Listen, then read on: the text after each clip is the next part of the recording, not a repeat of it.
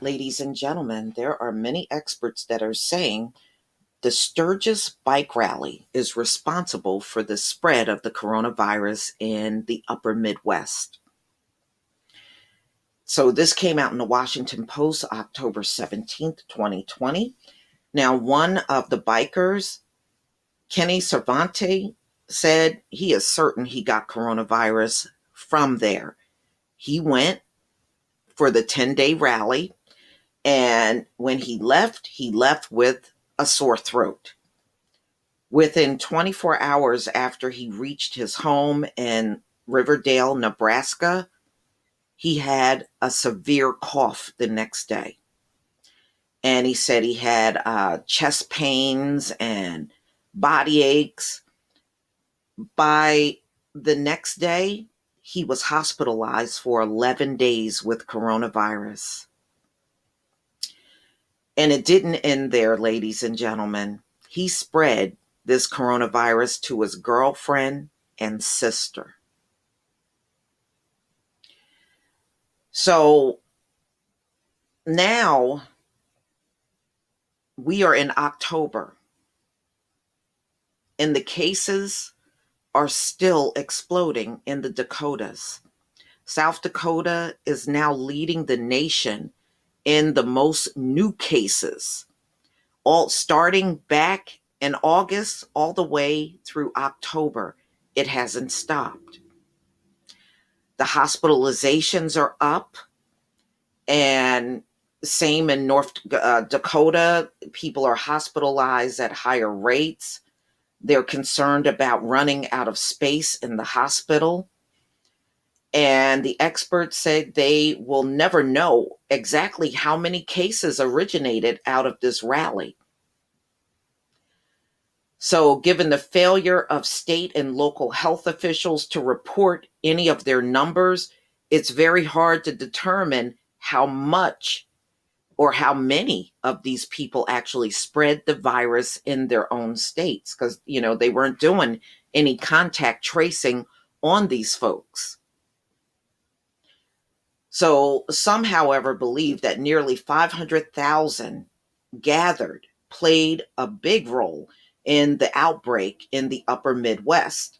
More than 330 coronavirus cases, one death directly linked to the rally as of mid September, according to the Washington Post. And they're saying 23 states have provided information, but not all states.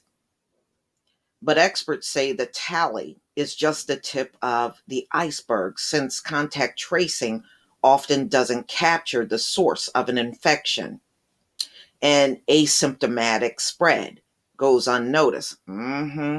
These people are super spreaders, just like they're super spreaders up there at the White House. That's what these folks are. In many ways, Sturgis is an object lesson in the patchwork U.S. response to the coronavirus have proved remarkably very inadequate. Very inadequate. So it should not be a shock that we're seeing a big resurgence in the country. And I remember I did a video on a bike rally again in Missouri. That was just a few weeks ago. While some state and localities ban even relatively small groups of people, others like South Dakota impose no restrictions, in this case allowing the largest gathering of people in the United States and perhaps anywhere in the world amid the pandemic, and creating huge vulnerable areas for tens of thousands of attendees that traveled back home to every state in the nation, many of them unmasked, to an event. And as you can look at the picture, you don't see mask, you don't see a sea of people with a mask on. In fact, damn near all of them don't have a mask on, even when you look at the picture. Okay, Rally goers jammed bars, restaurants, tattoo parlors, and concert venues. South Dakota officials later identified four such businesses, such as sites of potential exposure, after learning that infected people had visited them. Yeah, that's what many of my subscribers said. They said there were many people that came in there with coronavirus.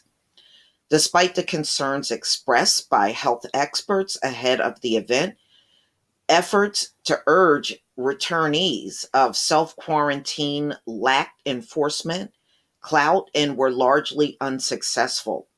And the work by state and local officials to identify chains of transmissions and stop them was inconsistent and uncoordinated because you didn't require anything of these people.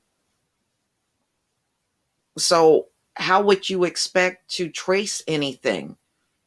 You pretty much let them go there and do whatever they wanted. Like the pandemic didn't even exist. That's how many of them were walking around. Okay, those efforts became further complicated when some suspected of having the virus refused to be tested. Hmm. And this is according to the Minnesota Department of Health.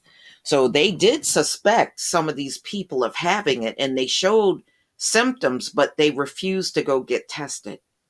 I guess they were afraid. Such challenges made it all but impossible to trace the infections attendees may have spread to others after they got home. Several infections tied to a wedding in Minnesota, for instance, linked back to one source who had also gone to Sturgis. Those were not tallied with the Sturgis outbreak because the web just get too complicated. When it comes to infectious diseases, it is often the case that the weakest link in the chain is a risk to everybody. Mm-mm-mm. Holding a holding a half million person rally in the midst of a pandemic. I mean, come on, we all know that was foolish. It really was. It would not have killed you to skip a year. It would have been much better if they had. The August 7th through 16th gathering drawn intense interest from scientists and health officials and will likely be studied for years to come. Uh-huh. It is not just Sturgis went on after the pandemic sidelined most everybody. It also drew people from across the country and all of them converging on one region, packing into small city main streets and bars and restaurants along it. And in contrast with participants in the Black Lives Matter protest this summer, many Sturgis attendees spent time clustered indoors at bars, restaurants, and tattoo parlors, where experts say the virus is most likely to spread, especially among those without masks. Attendees came from every state with just under a half hailing from the Great Plains. So, journeying from as far as California, Illinois, and Arizona, according to the analysis for the Center for New Data, a nonprofit group that uses cell phone location data to tackle public issues. The analysis shared with Washington Post shows just how intertwined the South Dakota rally was with the rest of the country and how far the decision of individual attendees could ricochet. All right, so Cervantes feels certain he got the virus from his trip to Sturgis and shared that with a contact tracer of Two River Public Health Department who phoned him after his case was recorded. Nebraska borders South Dakota, and health officials there expected they might see a rally related infection. Yet his illness was not classified as a Sturgis case, suggesting that even under the best of circumstances, infections might go undercounted. I think they undercounted on purpose. I do, you know, and I think they do that for accountability reasons. Oh no, don't blame us. Don't blame us. I know we gathered and had a rally and 500,000 showed up, but don't blame us for what's going on in the country. Don't blame us. I think that's what it's all about. I really do. I mean, y'all can tell me what you think in the comment section. I think it's all about accountability. That's why they do that. But y'all, please tell me what you think. You know, they're saying that there's a lot of spread in the Midwest. And I heard, I think it was Dr. Deborah Bricks.